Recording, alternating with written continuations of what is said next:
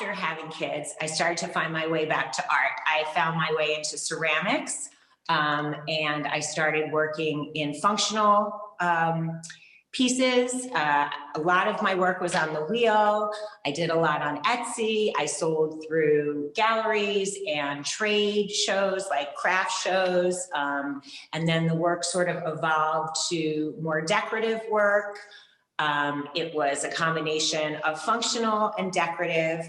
And basically, it became like this very textured, designed work that I used my experience up until that point to develop my own unique style. And I enjoyed it, and I had some nice success with it.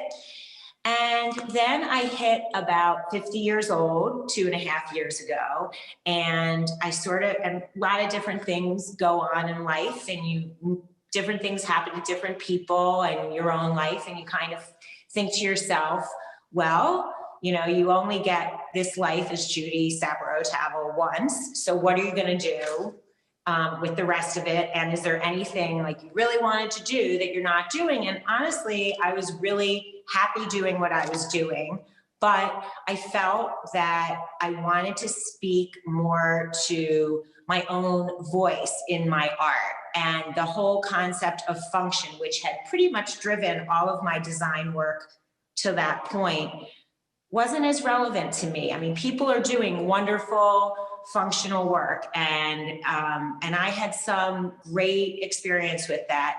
But then I sort of came around to, I want to put more content into the work, and I want to work differently. I took a couple of different workshops, including Rebecca Hutchinson's paper clay workshop, and I really liked hand building. So I moved into hand building, and I started working with the clay versus on the wheel. I was building in smaller pieces.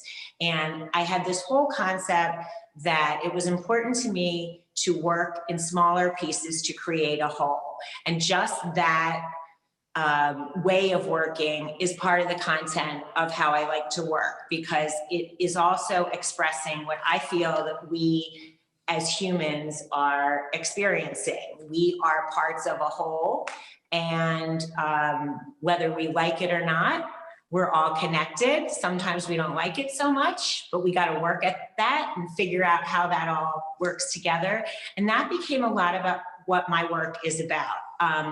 Again, I stuck with, I worked with her paper clay. I also worked with regular clay, and I changed my clay body. For those of you who are ceramic people on this Zoom, you would understand that. And ultimately, I also left behind the need to glaze everything and fire it again in the kiln. So instead, the way I began to work was more with the clay as a material to communicate this abstraction of what I was feeling in terms of some different things. So, like I said, parts of a whole. I also have experienced throughout my life and now a sense of duality. I have a feeling of having sort of two sides. I had my, much more organized, like, mathematical, buttoned up side, and charity work and all of this sort of thing. And I was like a cheerleader in high school. And then I had this other side, which was all about like, art and feeling and all this stuff. And I think a lot of us experience duality. I had two parents that were very different. And I think maybe that is part of it. Nature, nurture, I don't know. But so I also see this duality in us, in relationships, and in our greater society, in the way that we see a lot of things happening. And with that, I see how we have to make these two sides of the duality work together not necessarily for stasis, but there needs to be some sort of connection between the two. And that led me, I don't know if you can hear the motorcycle, so sorry. But that led me to dealing with certain issues. Some are about protection versus possession, connection versus entanglement, and synergy versus tension. And those are some major aspects of the work that I'm making now. So when I moved on to working with clay and not working as traditionally with glaze, all of these pieces, for the most part, are fired in my kiln, fully fired, and then I have applied paint to them, and then I have applied, in this case, all of them have in fact used graphite. And oh, I should say, the reason that I arrived at some of this was I decided to do a post-baccalaureate graduate certificate through UMass Dartmouth with Rebecca Hutchinson as my main teacher. I also studied with Anthony Fisher, who is an amazing artist as well. He was teaching me sort of in an independent drawing course. And with that, I ended up with input from both of these professors, drawing on my clay work. And the whole idea of the drawing on the clay and the graphite and the hand applied line work is all about bringing the energy from the inside out. And I tried a lot of different things, and it wasn't until I started drawing on the work that I felt I could enliven and energize the surface with the graphite. And with that graphite, I got into some other things. I started working with powder graphite. I find that in addition to the content of the work, the process drives me as well. And this is the work that has come out of it. And I guess if you've read anything I've written lately, you might know that I feel like a lot of my experience as an artist and will continue to be about, as many of you do, changing and evolving. And I don't see this as, this is what I'm going to do this exact way forever. And even here, I'm working with a couple of other materials as well. But I'm going to take you around the room to look at 10 pieces that are in this show, and I can give you a general idea of size.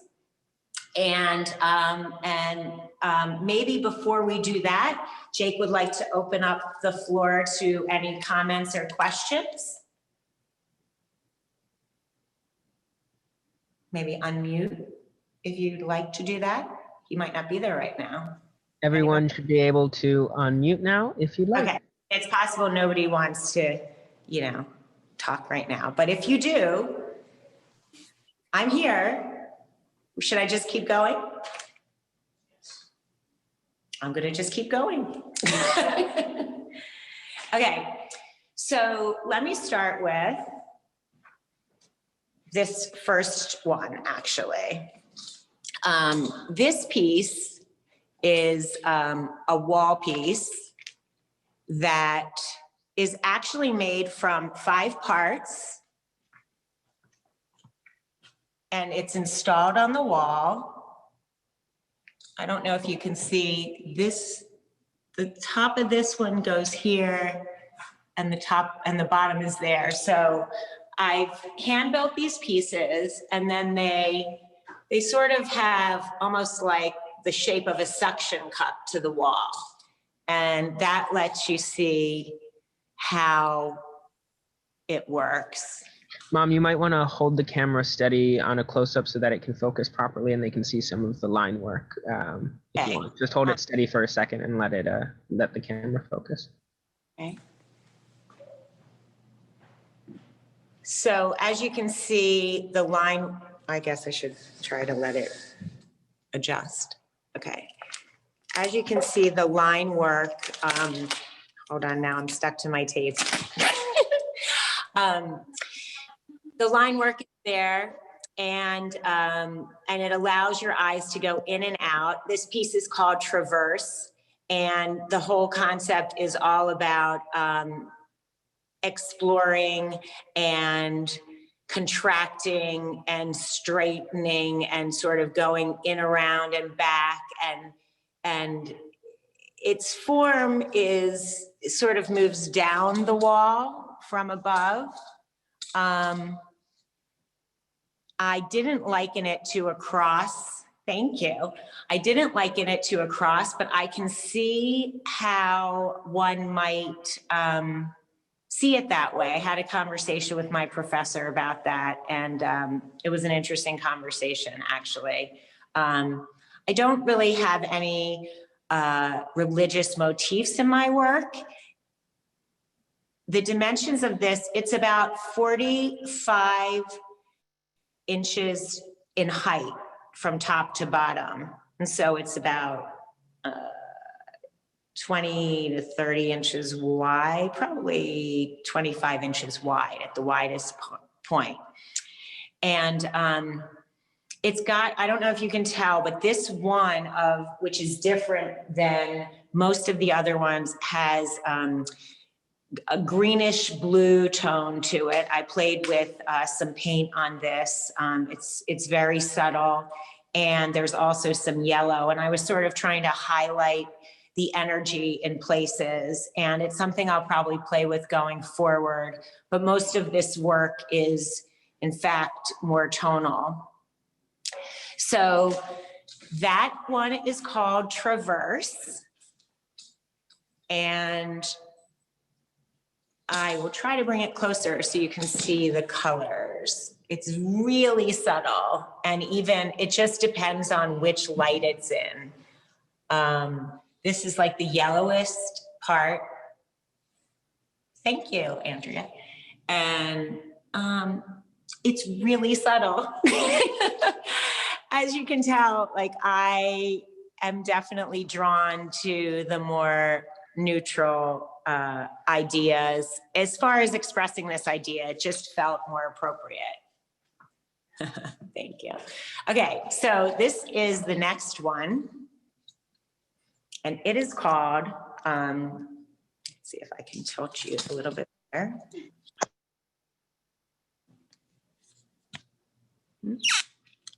Thank you. Let's see. There we go. Well, it doesn't want to do what I want it to do. This one is called Preserve. My bad. And it is made also from 6 pieces in this case. They are sort of like cut like a pie, and individually made, attached to the board, and then the board is hung on the wall, and the board itself is, I believe, 42 inches. So what I did here is I started to get more into graphite as a powder, and I was able to turn it into more of a liquid and paint it on by working with medium and varnish. Again, in this case, it's a white flat paint underneath of it. And then again, I'm using the line work, and I've tried to vary the line work depending on the emotion and concept of what I'm trying to say in this piece. And this one is very much, when you're in front of it, you can see like it's sort of protecting this inner part here. And maybe I'll turn it so you can see, wait a second. You want to make some eggs later, a little later? Kind of, And you're making. you can sort of see the size, okay? But it is, it comes out from the wall about 10 or so inches. And, you know, there's just this feeling inside of it of something. There are these tendrils that kind of want to escape, but they're being protected. And that's sort of what the energy is of that one. It's more about like, you know, are we protecting or are we possessing? And yeah, that's what that one is about. if you have any questions, again, we can always come back to this. This one is a much smaller one. And in this case, I have a base behind it. So you don't actually see the base like that one. It's actually behind it sort of as a structure for the piece. So the piece is built up and around it. Similar kind of feeling. Thank you. And in this one, you have the darkness inside, and then you've got this series of it's got a softer feel around it, I feel, where it's sort of protecting and keeping safe that energy inside. And it's sort of a continual feel, whereas this one, the energy sort of radiates out. This one radiates more around that inner energy and tries to protect it. And then we come to this other wall piece, which is very much about entanglement. This has a lot going on. This is very twisted and gnarly in places.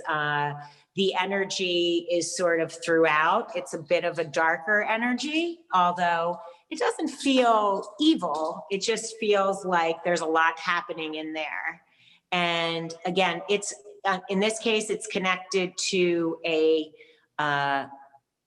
base, and the base does show, but I made my bases white. So if you had it on a white wall, it would just blend into the wall. And here you've just got a lot of line work and darkness happening sort of inside and under. And there is definitely an effect of the darkness reflecting on the wall to make it feel even darker in there, because the underside affects how it reflects against the wall. And that was something I've played with as well. I haven't quite mastered what I've wanted to do, but I'm interested in, if I am to use color, how that color bounces off the wall and creates a sort of glow around things. So then, and that one was called Tangle, and that one was about 20 inches if you included the outer form. This one is a little bit different. This one is very much about, how do I make it stop going down? Okay, this one is very much about sort of protection and turbulence, breaking out. I call it a merge. I get a lot of breaking with my clay, and I've avoided including that in my process in the past, whether it's from me walking by a piece in the actual studio, because I'm like a bull in a china shop sometimes. But in this case, I worked with sort of this almost, I mean, I liken it to, like an embryonic type of feeling, something that is being brought out of this other form, and yet it's fighting its way out. Like these pieces are all exploding off of it almost, and then you've got darkness happening here, which is more like an energy of darkness. And then, and again, like the lines are frenzied in a certain way that sort of protects and yet energizes the piece. And this piece you want to be able to see because it's, you know, freestanding. And that's about 26 inches tall. This is called Emerge. And so you have, here you have ends, like things that are actually broken off and ending, and, you know, and feeling a sense of movement.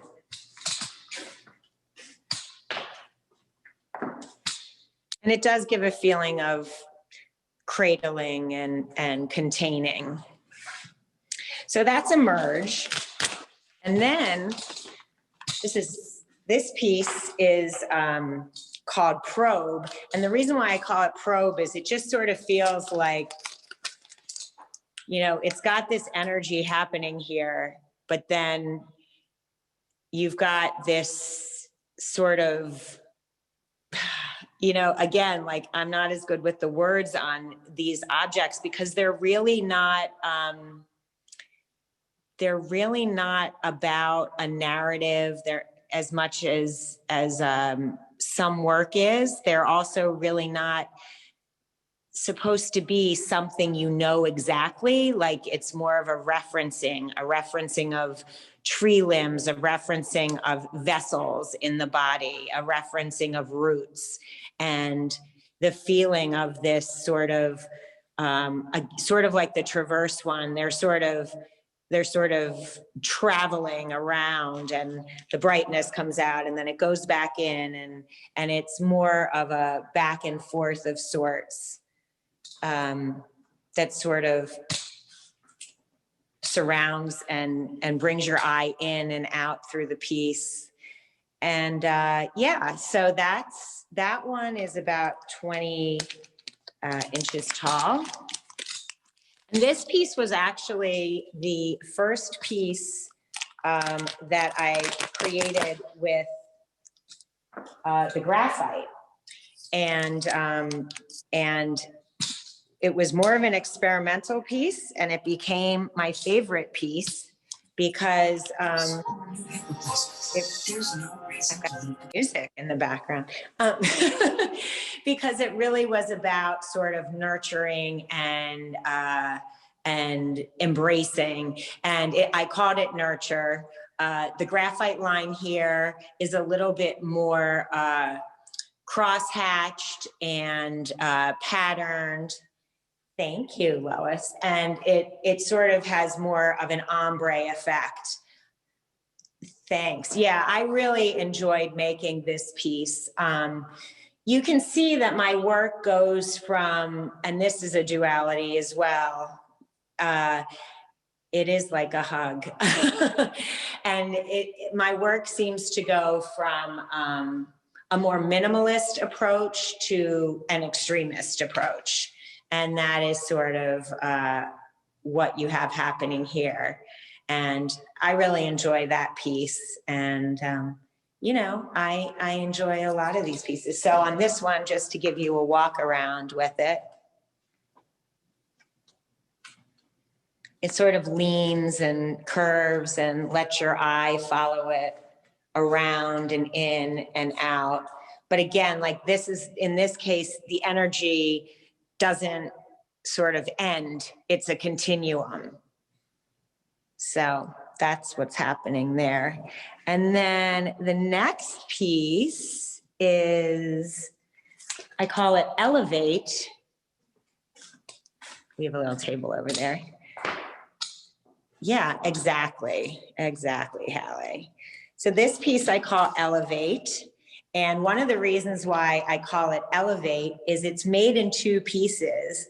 The focus was to really get the energy inside of here to be expressed, but you sort of don't know where one part ends and one part begins. You know, you've got the darkness, but the darkness is happening on this form, this larger appendage-like form, and then you also have the darkness happening in the other piece. This piece is more matte, and it actually is two pieces. Now, I have to be gentle with it, but you can see it actually lifts up, and I definitely enjoyed the concept of that and how you could potentially do something going forward where you have pieces that lift up and pull apart, but I haven't completely figured that out yet.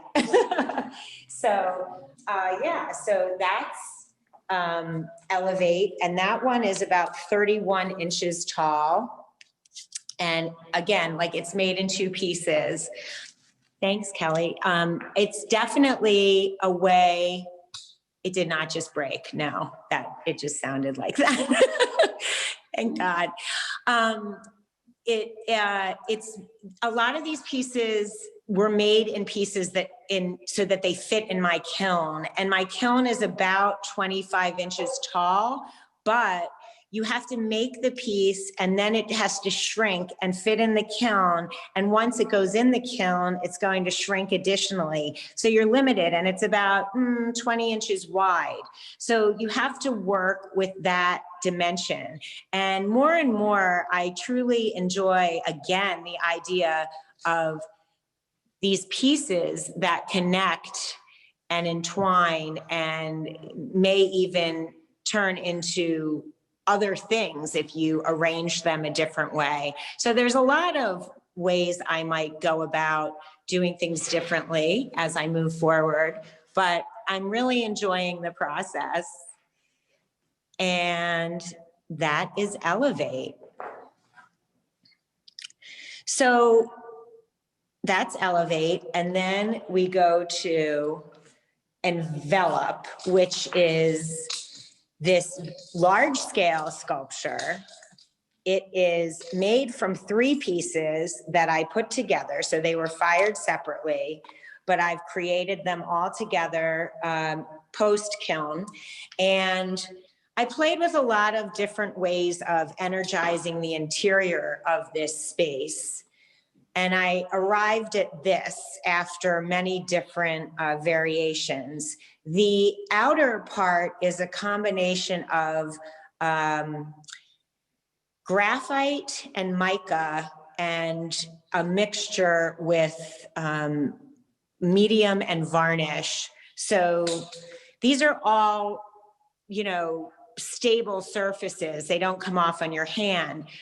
My hand's dirty anyway.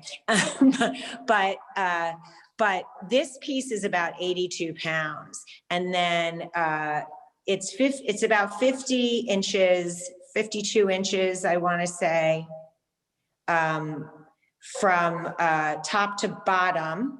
And then it's on about an 8-inch stand that will go with it wherever it goes. But also the stands and plinths or pedestals have definitely become something more about in terms of the future of pieces, and how, like Brancusi, the stand is very relevant to the piece. So I am considering other options there. But again, this one is more of a continuous form, and then the energy is inside. And I'll just give you a close-up of this drawing. Gets a little bit more involved. I don't know if I can get you, that's kind of gives you an idea. I'm able to blend the graphite powder as well, so you can get sort of smudgier areas as well as line work. And you can make the transition from the solid to the line work in that way. Thank you. So then I started playing, and this is the last piece. I started playing with how to achieve this entangled, struggling feeling when you start incorporating other materials. And this piece has a lot of things that have gone into it. I call it struggle. It's actually 2 pieces.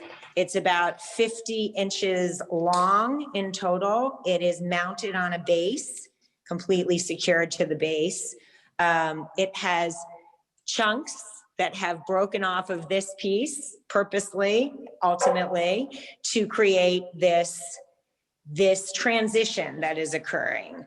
And basically, it's a push-pull between sort of the more darker, intense side and this lighter, even glowing side. And I started to play with some paint here, and I went with a vibrant pink.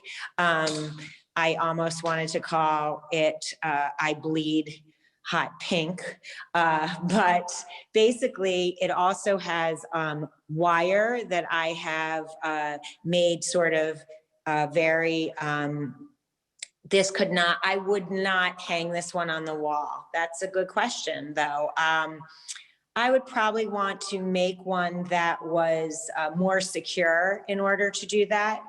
But yeah, that is, yeah. I also get very concerned with weight and the wall. And as I worked with those other pieces, I've considered other ways of handling the wall and potentially making pieces that hang individually on the wall as well. So anyway, it's this is wire, and then I've played with some resin on top that gives it a true glassy feeling. And I even used some resin on the wire, which not only hardens the wire a bit, but it sort of crystallizes on there. And so you've got this sort of glow that comes out of it, and you know that the energy's there, but it's breaking away. I mean, this is just my view of it. Everybody's going to have their own view. Yeah, and I'm thinking a lot about color, but it's very important to me that when I use color, it serves a purpose, not just, you know, to be a pretty pink or whatever. So, and that's a big, you know, point to me, is that, like, you know, with my design background, I'm particularly used to making things look good, whether they're addressing the content or not. And I'm trying to sort of find a happy medium where I'm able to continue to include content and not just make pretty stuff, you know? Not that there's anything wrong with it, don't get me wrong. Like, I did that for a really long time, and I think that pretty is wonderful. But sometimes you have something to say. So that's what I've said.